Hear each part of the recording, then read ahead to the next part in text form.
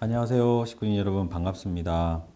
네, 오늘은 학부모님 특강 생활원리 이제 두 번째 시간인데요. 저희가 지난주 시간에 한번 이야기를 하면서 창조 원리와 복귀 원리에 대한 이야기를 조금 드렸었잖아요. 그 이유가 우리가 성장 단계라고 하는 도표를 항상 먼저 이해를 해야 되는데요. 창조 원리라고 하는 것은 결국은 이 아담과 해와가 창조 본인의 세계로 나가기 위한 하나의 길이 창조 원리적인 길이죠. 원래 창조 원리라고 하는 것은 하나님이 원하셨던 목적을 완성한 이 완성 단계에 있어서의 아담과 해와의 내용이 사실 이 길은 창조 원리가 됩니다. 자, 그런데 우리가 원리에서 배운 것처럼 장성기 완성급에서 아담과 해와가 타락했기 때문에 결국 이 각도가 틀어졌다는 거죠. 하나님이 원하는 길이 아닌 다른 데의 비원리 세계로 떨어졌다는 거죠. 그래서 타락한 인간은 결국 하나님의 길로 가기 위한 본심이 작용하고 있기 때문에 결국 하나님은 이 인간을 구원하기 위한 복귀 섭리를 하실 수밖에 없었고, 이 복귀 섭리도 결국은 목적을 완성해야 될 창조의 가치를 지닌 인간으로 완성하셔야 되기 때문에 이 복귀도 원래 마음대로 하는 것이 아니라 원리대로 해야 된다는 얘기를 드렸습니다. 그래서 창조 원리와 복귀 원리는 목적지는 같아요. 원래 인간이 완성해야 될 그 길로 가야 되는 건 같지만 각도가 다르다는 말씀을 드렸습니다. 각도가 다르다는 그 얘기는 뭐냐면 하나님이 바라셨던 그 내용이 아닌 탕감이라고 하는 부분이 필요하다라고 하는 것을 지난번에 말씀을 드렸어. 그렇지만 참 부모님을 만나고 난 이후, 즉 참 부모님을 통해서 축복을 받고 난 이후는 창조 원리의 길이나 탕감에 대한 복귀 원리의 길이나 똑같습니다. 이 길은. 그래서 저희가 이 길이 이제 교회 공동체가 함께 우리의 자녀들을 놓고 만들어 가야 될 하나의 과정이라고 말씀을 드렸고, 이 내용이 우리 교회 학교라든가 성학생들에게 필요한 교회의 역할이라고 하는 것도 지난 시간에 이제 말씀을 드렸습니다. 자, 그러면 오늘 이 시간에는 저희가 이 창조 원리와 이 복귀 원리를 놓고 결국은 이 창조 원리와 복귀 원리의 목적지는 바로 이 완성한 인간이라고 그랬는데, 이 완성한 인간은 결국 무엇을 얘기하냐는 거죠. 무엇을 이야기하냐면 이것은 결국 영인체를 이야기를 하는 겁니다. 제가 여기 원리강론 책을 하나 잠깐 가지고 왔는데요. 원리강론을 우리가 조금 이해를 좀 할 필요가 있습니다. 원리강론에는 전편과 후편으로 나눠져 있지만 실질적으로 아주 중요한 말씀은 이 창조 원리에 있습니다. 이 창조 원리는 전체 1, 2, 3, 4, 6 전체 6절까지 되어져 있어요. 그래서 이 창조 원리의 1장에 보면 창조 원리에 대한 내용이 있으면서 제1 첫 번째부터 하나님의 이성 성상에 대한 이야기로 풀어나가십니다. 즉 하나님은 하나님의 존재에 대한 이성 성상에 대한 말씀을 주시면서 이 이성 성상에 대한 내용이 결국은 하나님의 무형과 유형의 세계로 나누어진 결과가 나와지고, 여기에서 결국 인간이 가져가야 될 창조의 목적이 원리에 나옵니다. 왜냐하면 첫 번째 주제가 하나님의 이성 성상과 즉 피조 세계에 대한 이야기를 먼저 하고 계시거든요. 그렇기 때문에 하나님과 이 피조 세계는 창조 원리의 제1절에 같이 있는 제목이에요. 즉 하나님과 피조 세계는 전혀 다른 존재가 아니라는 거죠. 그래서 하나님의 이성 성상에 의해서 만유 원력, 수수작용, 사위기대라고 하는 그 내용을 통해서 결국 하나님이 어떻게 피조 세계와의 관계되어져 있느냐, 이 관계성에 대한 이 부분들을 사실은 만유 원력과 수수작용과 이 수수작용을 통해서 정분합 작용을 통해서 결국 목적이 뭐냐? 사위기대다. 즉 보이지 않는 하나님을 통해서 이 피조 세계와의 관계는 사위기대의 꼴을 만드는 것이 창조 목적이었다라고 하는 것이 전체적인 목적입니다. 그래서 3절에 창조 목적이 나와요.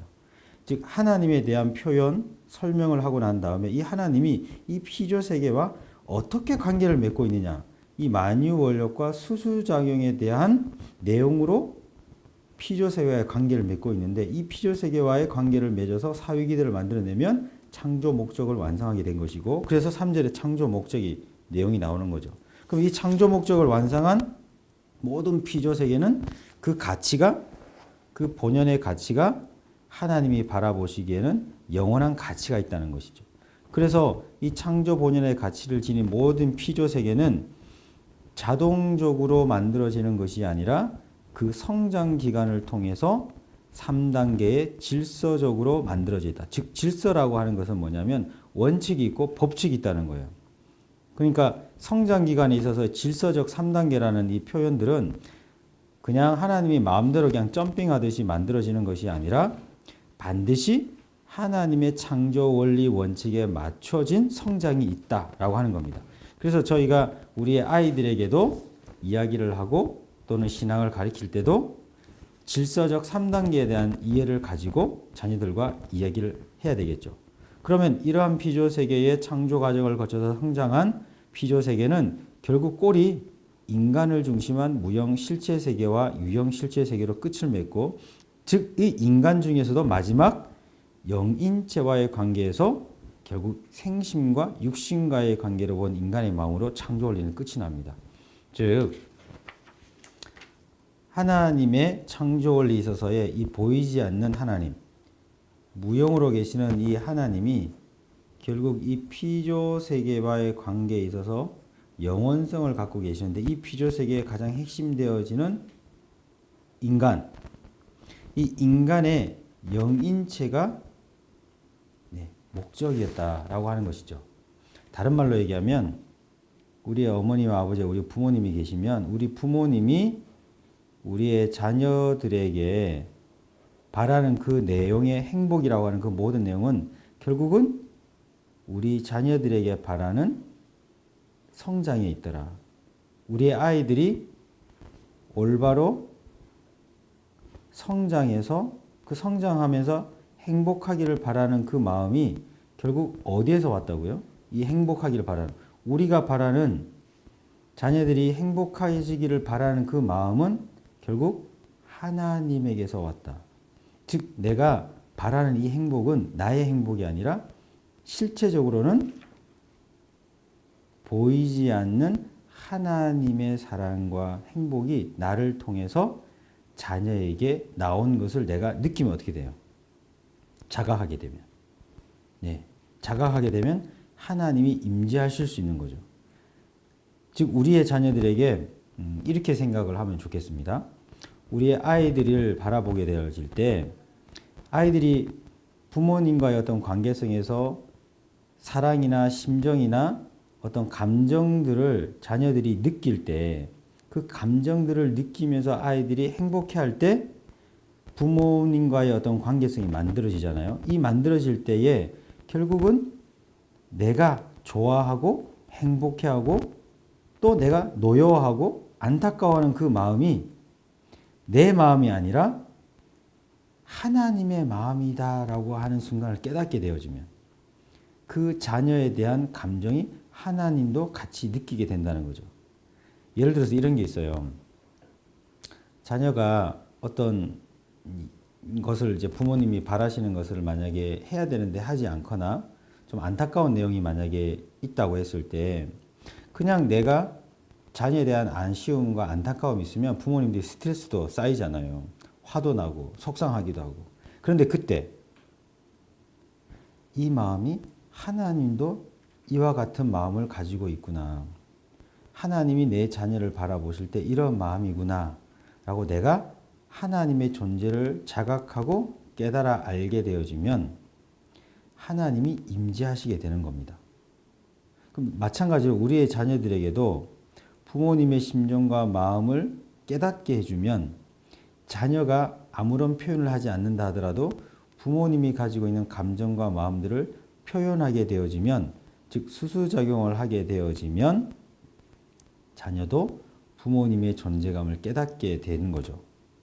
그래서 하나님이 피조 세계를 만드실 때 우리 인간의 입장에서 만약에 우리가 생각을 해 본다면 하나님 입장에서 보면 창조하셨기 때문에 창조의 원리대로 만들어진 거죠. 그래서 이것을 창조법이라고 합니다.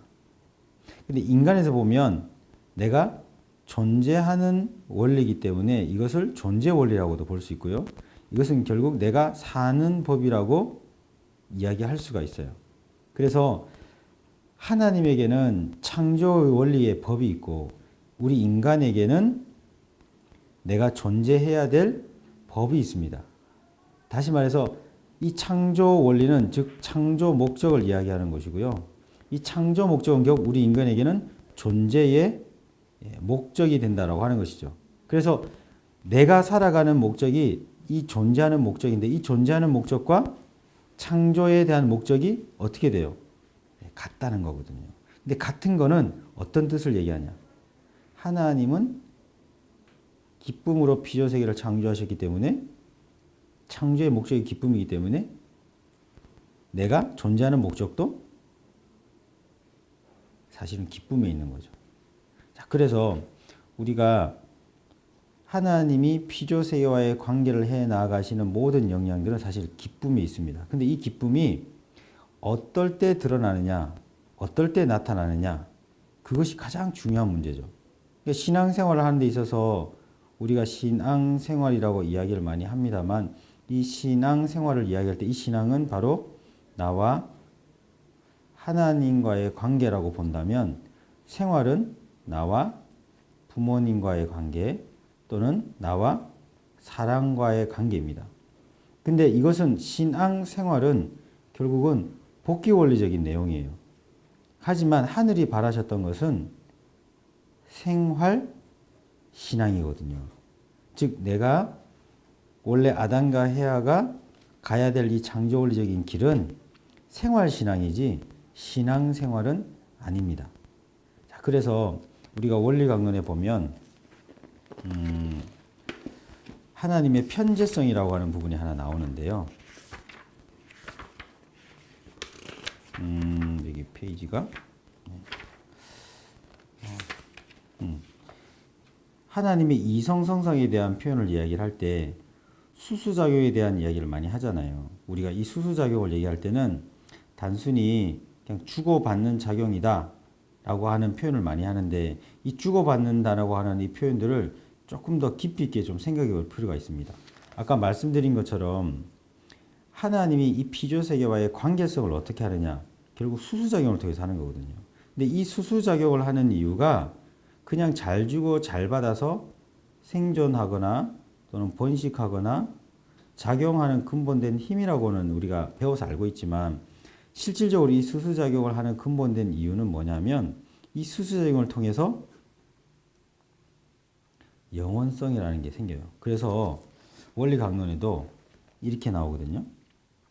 하나님도 영원성을 가지기 위해서 이성성상으로 계신다. 이 말이 대단히 중요합니다. 하나님이 영원성을 가지기 위해서 이성성상을 갖고 계신다. 영원성이 없다는 얘기는 여기 원래 나와 있는 것처럼 직선상의 운동이라고 그랬어요. 직선. 이 직선상의 운동이라는 얘기는 뭐냐면 쌍이 아닌 하나. 즉 독자적이라는 얘기죠. 이 독자적인 내용에 있어서는 영원성이 없다, 멸한다, 없어진다는 얘기예요. 그렇기 때문에 하나님의 창조 원리의 첫 번째 하나님의 표현에 있어서 이성성상이라는 얘기는 뭐냐면 결국은 주체와 대상의 자리에서 수수작용이라고 하는 것은 반드시 주고받는 작용을 통해서 구형운동을 해야지만 계속 돌 수 있기 때문에 여기에 영원성이 담보된다는 얘기거든요.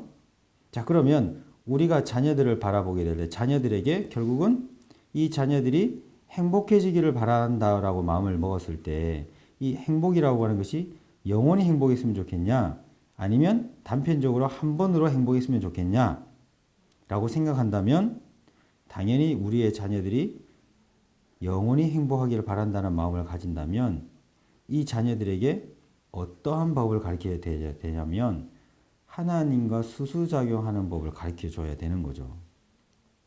하나님과의 수수작용하는 법을 가르쳐 줄 수 있는 존재가 부모님이고 보이지 않는 하나님의 존재를 느끼게 해줄 수 있는 것이 부모님이라고 하면 이 부모님의 감정과 느낌과 생각들을 얼마나 잘 표현하고 느끼면서 같이 수수작용하느냐 이 부분이 자녀들의 영인체의 성장에 관련이 되어져 있어요.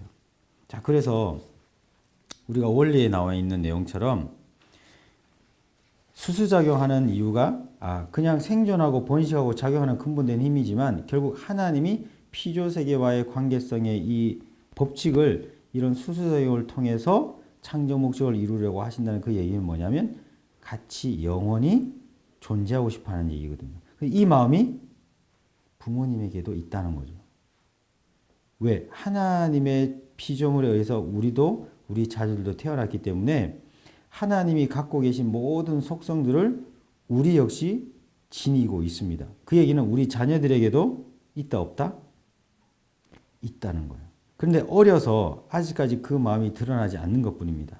자, 그래서 하나님은 결국은 이 영인체의 성장을 놓고 마지막 창조 원리의 목적으로 이 영인체를 두었어요. 그렇기 때문에 우리가 우리의 자녀들에게 있어서 이 영인체를 성장시키고자 하는 그 마음이 없다면, 관심이 없다면, 자녀들의 영인체의 성장에 관심이 없다면 당연히 이 자녀들이 하나님과의 관계를 가기 위한 길이 멀어지고 어려워지는 거죠. 자, 그러면 우리 부모님들도 우리의 자녀들의 영인체에 대한 관심을 가질 필요가 있다. 반드시 가져야 한다. 가져야지만 자녀들의 영인체가 더 잘 자랄 수 있다. 단적인 얘기를 말씀드리겠습니다. 육신과 영인체의 관계는 인간에 있어서의 모든 이성성상의 하나님을 닮은 이성성상의 주체로 보여지는 육신과 영인체를 성장한다고 얘기되어 있잖아요. 두 존재로 되어 있잖아요. 그러면 원래는 이 영인체는 보이지는 않지만 형상적인 부분으로 보이지는 않지만 육신을 토로해서 성장하고 되어 있다고 했는데 자, 그러면 육신은 어떻게 성장하게 되어 있습니까? 우리의 육신은 눈에 보이지 않는 무형의 에너지인 빛이나 공기와 같은 무형의 존재 그리고 유형의 유기물이나 에너지, 음식물을 통해서 무형의 물질과 유형의 물질이 함께 동시에 육신에 제공되어졌을 때 육신은 성장합니다. 그죠? 근데 이 성장이 어떻게 성장합니까? 수동으로 성장하나요? 자동으로 성장하나요? 하나님의 무형의 요소와 유형의 요소가 함께 가야 되는 거예요. 함께 갈 때 육신은 성장하게 돼 있는데 자동으로 성장합니다. 이게 대단히 중요한 얘기예요. 하나님의 창조는 이 영인체도 마찬가지지만 육신도 하나님이 피조해 주신 이 육신도 무형의 요소와 유형의 요소가 수수작용을 통해서 이 육신 안에서 한꺼번에 같이 제공이 되어지면 육신은 자동으로 성장하게 되어져 있습니다. 우리가 음식물을 잘 먹고 씹어서 삼키면 자동이에요. 그냥 자동입니다. 그래서 이 자동으로 성장하게끔 되어져 있는 이 원칙은 하나님의 창조 목적이고 하나님이 만드신 창조 원리이기 때문에 갓난 아기도 자동으로 젖을 빨게 돼 있는 거예요. 가르쳐 주지 않아도. 똥 싸는 법, 잠자는 법, 음식 먹는 법, 이걸 우리가 가르치지 않아도 하나님이 창조 원리대로 존재되어져 있기 때문에 갓 태어난 아기라 할지라도 동물이라 할지라도 젖을 빨 줄 안다는 거죠. 입술에 근육을 모아서 빨 줄을 알아요. 그만큼 이 육신은 무형의 요소와 유형의 요소가 제공이 되어지면 생명에 관련된 내용은 자동으로 성장한다. 자, 그러면 육신을 토로해서 영인체가 성장한다는 얘기는 결국 영인체도 무형으로 있는 존재와 유형의 존재가 함께 가게 되어지면 영인체도 어떻게 성장한다고요? 네, 자동으로 성장한다. 눈에는 보이진 않잖아요. 눈에 보이지 않는 영인체가 자동으로 성장한다는 거예요. 그런데 영인체는 결국 뭐예요? 영인체는 우리의 속사람이라고 하지만 이 영인체가 생명 요소를 주게 되잖아요. 생명 요소. 이 생명 요소는 하나님의 선의 기준이고 진미선이라고 얘기했어요. 그러면 이 얘기가 육신으로 드러나면 이것을 우리는 다른 말로 하면 인격이라고 얘기를 하는 겁니다. 즉 사랑이 갓난아기 때는 이 소생기 때에 있을 때는 영형체니까 생명체가 이제 갓 태어나는 거니까 이 인격이라는 이 사랑이라는 게 작잖아요. 작으니까 자기 중심한 사랑이죠. 그런데 이 생명 요소가 계속 투입이 되어지고 육신으로부터 오는 생력 요소가 계속 제공되어지면서 영인체가 성장하게 되면 여기서 나오는 생명 요소가 계속 커지면 어떻게 될까요? 내가 중심이 되어졌던 마음에서 더 큰 사랑 또는 위하는 사랑이 만들어지죠. 그걸 통해서 이 사람의 영인체가 성장했구나.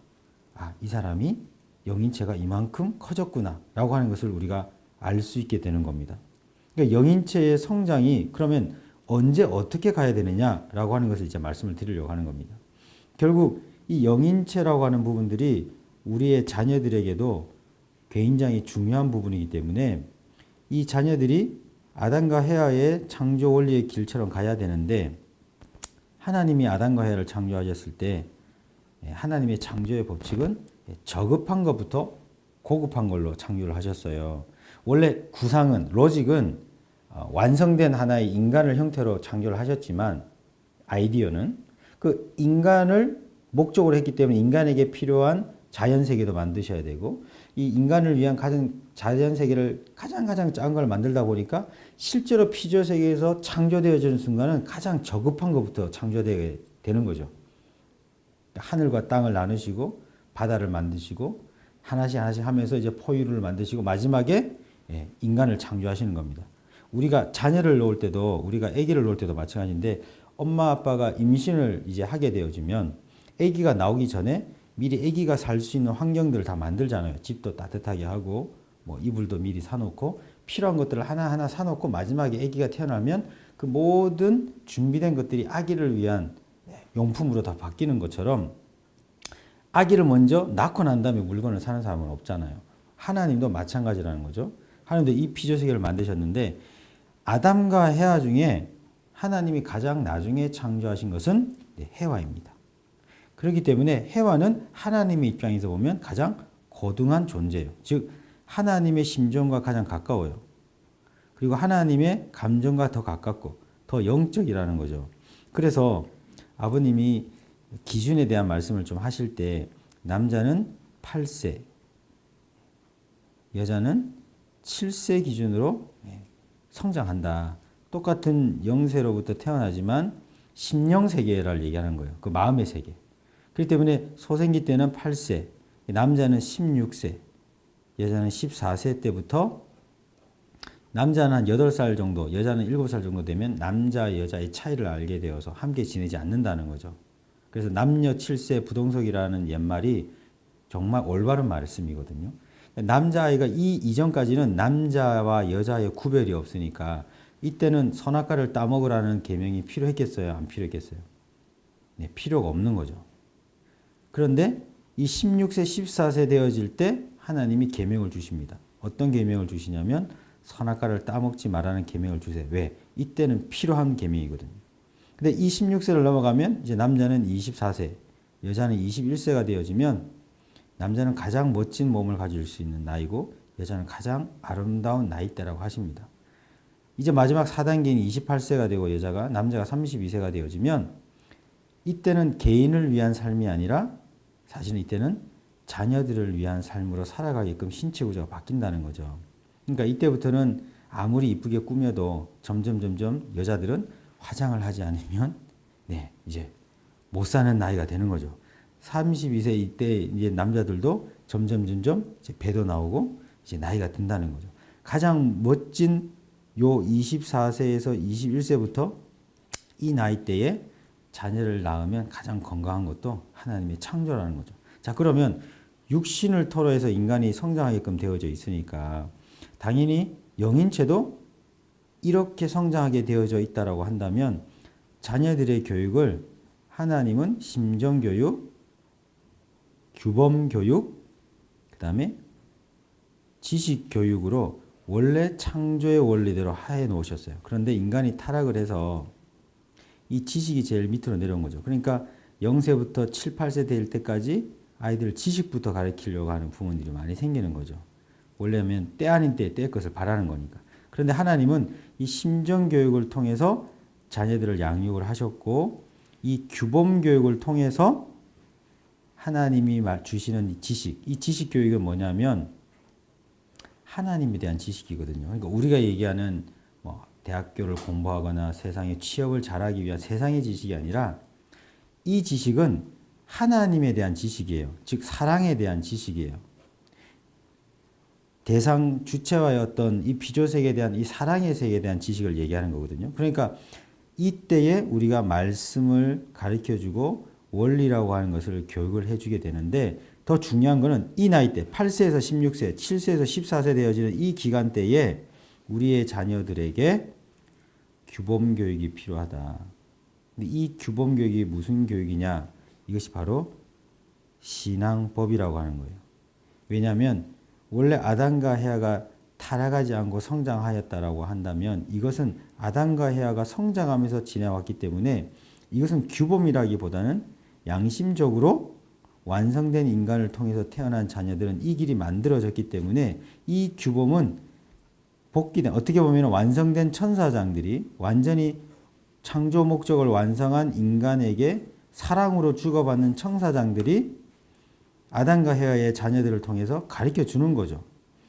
어떤 하나님이 얘기하신 것처럼 어떤 하지 마라, 하라 이런 규범들이 아니라 철저히 하나님을 더 배우고 더 잘 알 수 있는 규범들이 있다는 거예요. 그런데 아담과 헤아가 창조 원리대로 성장해서 완성하지 못하고 장성기 완성급에서 타락해버렸기 때문에 결국은 이 타락에 대한 내용으로 복귀해 나가는 그 과정에 있어서 우리의 자녀들에게도 하나님의 이 말씀을 받기 전에 신앙법이 필요합니다.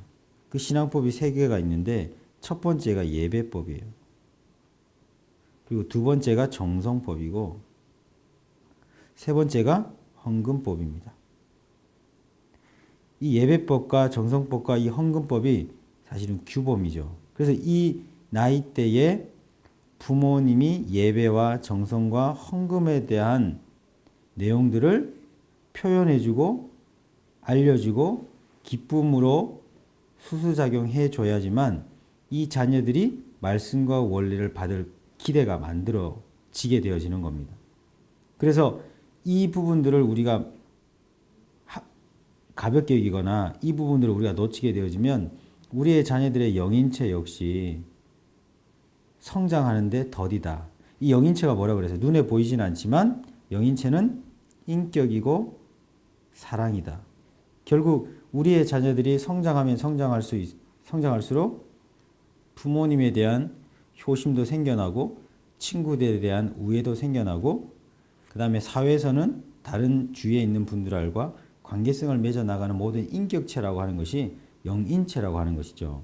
그렇기 때문에 이 영인체를 성장시켜 나아가는 원리가 결국은 하나님으로부터 오는 생소와 육신으로부터 오는 생명 요소가 동시에 왔을 때 영인체는 자동으로 성장한다고 그랬습니다. 그렇기 때문에 우리의 자녀들에게 생수를 준다는 얘기는 하나님의 사랑과 진리를 줘야 되는데 이 사랑과 진리를 주기 위해서는 반드시 이 기간에 규범 교육이 필요하다. 그래서 교회에서 예배를 드리고 정성을 드리고 헌금을 하게 하는 거예요.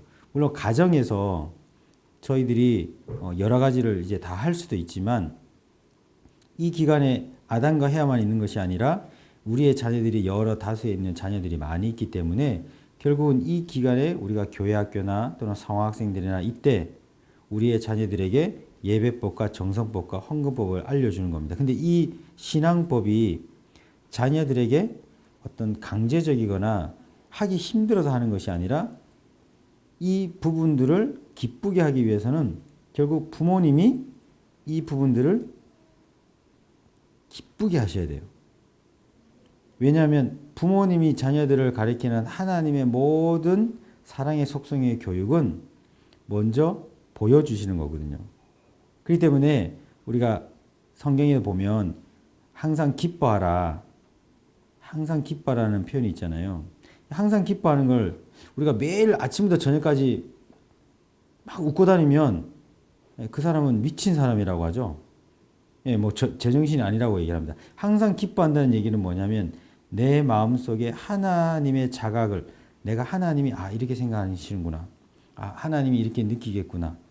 내가 어떤 생각이 들 때 어떤 자녀들을 바라볼 때나 내가 어떤 다른 사람들을 만날 때 우리가 훈련하는 것이 그런 거죠. 내가 느껴지는 그 마음이 있잖아요. 속상하거나 또는 기쁘거나 또는 답답하거나 스트레스 쌓여가지고 뭔가 이렇게 화가 나거나 할 때 그때 그 감정이 나타나는 그 순간에 나를 바라보시는 하나님도 이렇게 느끼시겠구나 라고 깨닫거나 자각하게 되어지면 하나님이 임재하신다는 거예요. 하나님이 임재하시게 되면 그 순간에 하나님의 심정과 하나가 되어지면 내가 슬퍼도 하나님도 함께 슬퍼하신다는 것을 아는 순간 내가 기쁨으로 변화되어지는 영인체의 변화가 있어요. 그 부분들을 우리의 자녀들에게도 느끼게 해줄 수 있는 것이 필요하다는 것이죠.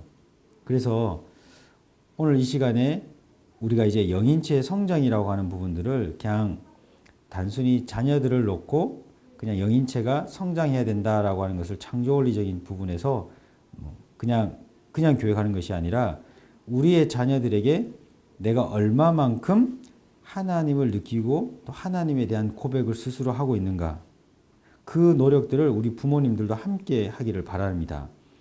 우리의 자녀들은 지금 우리의 환경권 안에 있어요. 그렇기 때문에 만약에 오늘 저녁이라도 우리 아이들이 있다면 그 아이들을 바라보면서 느꼈던 감정이나 이런 내용들이 하나님도 우리 아이를 바라보면서 이렇게 생각하시는구나 라고 하는 그 마음을 가지고 아이들에게 한마디를 하고 또는 표현을 하고 이야기를 한다면 자녀가 느끼는 마음은 내 감정이 아닌 하나님과 하나 된 엄마 아빠의 마음을 느끼게 됩니다. 그러면 자녀들은 엄마 아빠가 사랑을 가지고 이야기하는지 아니면 나에게 어떤 나쁜 감정을 가지고 이야기를 하는지를 자녀들은 그대로 느끼게 되는 거죠. 그래서 우리가 자녀들을 바라보면서 양육하고 키운다라고 하는 그 부분들은 우리의 아이들을 영인체를 성장할 수 있도록 우리가 부모로서의 역할과 책임을 한다. 왜? 하나님도 아담과 헤아를 창조하시고 성장 단계를 거쳐서 양육하신 것은 영인체의 목적이 있거든요. 육신은 자동으로 성장하니까. 육신은 하나님이 이 뭐라고 할까요? 이 간접 주관권을 두셔서 어떤 인간의 책임 분담을 놓고 완성하라고 하신 것이 아닙니다. 육신이 목적이 아니에요. 육신은 빛, 공기, 그리고 음식물만 있으면 자동으로 성장합니다. 그리고 어느 때 나이가 되면 육신은 흙으로 돌아가게끔 창조를 해놓으셨어요. 그렇기 때문에 이 성장 단계에 있어서 하나님의 목적은 영인체입니다. 그래서 원리 강론에도 창조 원리 제1장 제1절에서 하나님의 이성성상에 대한 이야기를 하시면서 하나님의 이성성상과 피조세계와의 관계를 이야기하면서 이 피조세계의 마지막 골이 뭐냐? 인간의 영인체다. 왜? 이 영인체는 이 피조세계를 통해서 하나님의 사랑을 느끼고 자각하고 표현할 수 있으니까. 그러니까 우리가 우리의 자녀들에게도 이 내용들을 기억하고 대화하고 이야기해야 된다라고 하는 것을 오늘 꼭 말씀드리고 싶습니다. 그래서 우리가 자녀들을 양육할 때 아이들이 신앙이 더 좋아지고 또는 축복을 더 잘 받고 또는 참부모님을 더 사랑하기를 바라시잖아요. 그렇다면 그 전에 우리의 자녀들이 이러한 창조 원리적인 삶으로 살 수 있도록 내가 먼저 깨닫는 것, 부모님이 먼저 아시는 것, 그 마음의 심정을 내가 우리의 자녀들을 이렇게 사랑해야 되겠다라고 하는 그 하나님의 관점에서 우리의 자녀를 바라봐 주셔야 되는 것. 그렇게만 바라보시면 우리의 자녀들은 반드시 부모님이 바라시는 기쁨의 심정으로 성장하게 되어져 있습니다. 왜냐하면 그게 원리이기 때문에 그래요. 그래서 저희가 다음에는 이 영인체 성장을 놓고 이 예배법과 정성법과 헌금법에 대한 말씀을 제가 조금 더 구체적으로 조금 설명을 드리도록 하겠습니다. 그래서 오늘은 우리 부모님들과 나눈 이야기는 우리의 아이들이 성장하는 데 있어서 결국은 내가 우리 자녀들에게 하나님과 하나 된 나의 모습에서, 마음에서, 표현에서, 행동에서 자녀들을 대해야 된다. 내가 어떻게 하나님과 정렬되어져서 자녀들에게 대하는가. 이 부분들이 우리가 이 탕감의 길을 가지 않고 창조 원리의 삶으로 살아가는 그 내용들을 자녀들에게 보여줄 수 있습니다. 그 부분들은 내가 자녀들에게 뭔가 이야기를 하고 싶을 때 화도 날 수도 있고 또 기쁨이 드러날 수도 있고 또 칭찬도 할 수 있잖아요. 그럴 때 먼저 내가 하나님에게 하나님이 이렇게 느끼고 계시는구나. 하나님이 이렇게 기쁘시구나. 하나님이 이렇게 답답해 하시는구나. 그 마음을 먼저 하나님과 하나 된 자리에서 자녀에게 표현하고 느끼게 되어진다면 자녀들은 우리 부모님과 하나 되어진 하나님을 느낄 수 있습니다. 그래서 오늘 이 시간에 여러분들과 이 원리라고 하는 부분들을 조금 더 생활적인 내용으로 설명을 드렸고요. 저희가 이 영인체의 성장에 대한 내용들은 조금 더 좀 깊이 있게 다루어 가면서 우리의 자녀들을 어떤 세상의 육아 관점이나 세상의 어떤 심리학적 관점에서 자녀들을 양육하는 것이 아니라 정말 하나님이 우리의 자녀들을 양육할 수 있는 내용으로 우리가 마인드를 가지면 가질수록 자녀들은 그렇게 따라온다.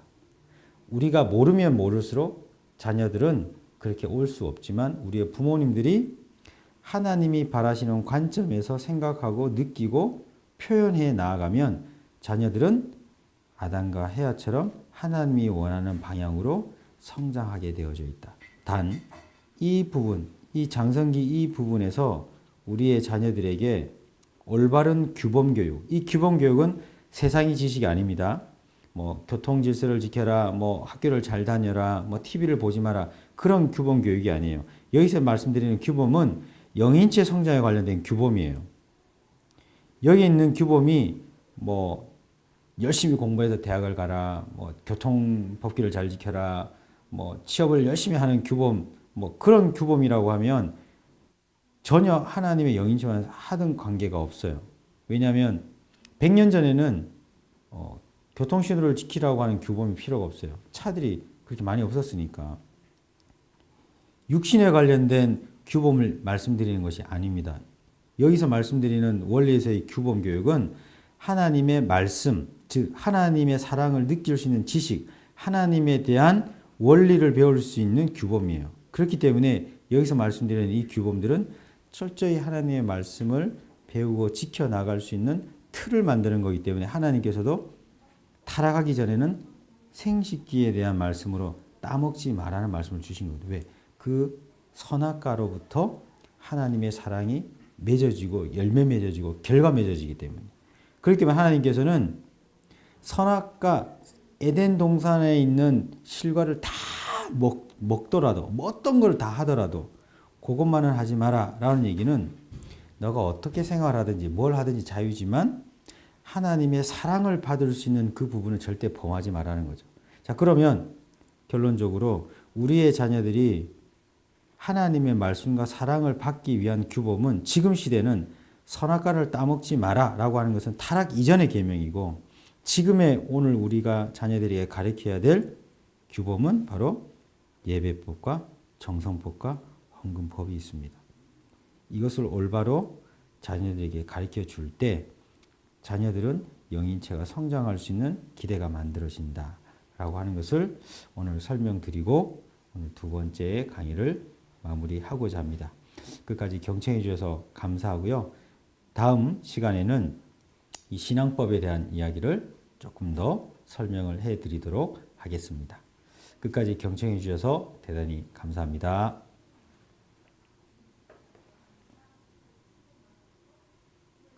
네, 고맙습니다.